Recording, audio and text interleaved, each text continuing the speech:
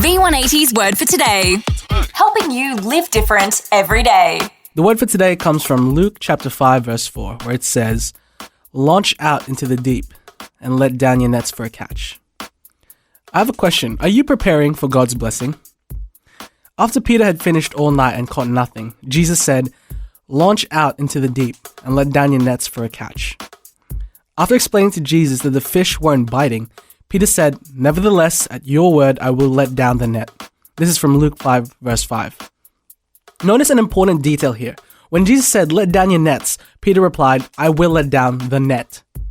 Apparently, Jesus had a bigger catch in mind than Peter. In fact, that night they caught so many fish the net broke because they couldn't handle them. When you think small, you prepare accordingly.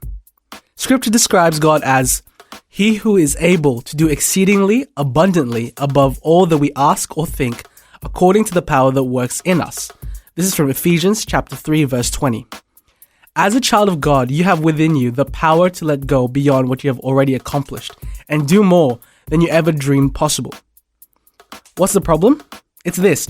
You can have the right amount of power, but lack preparation. To handle the pressures that accompany success, you must be prepared. Otherwise, success can be your undoing.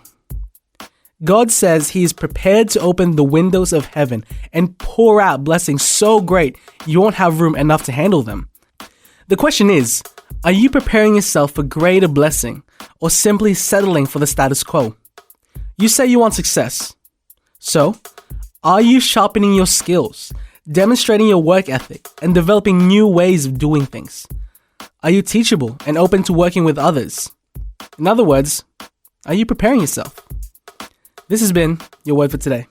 The word for today, as featured in V180 magazine.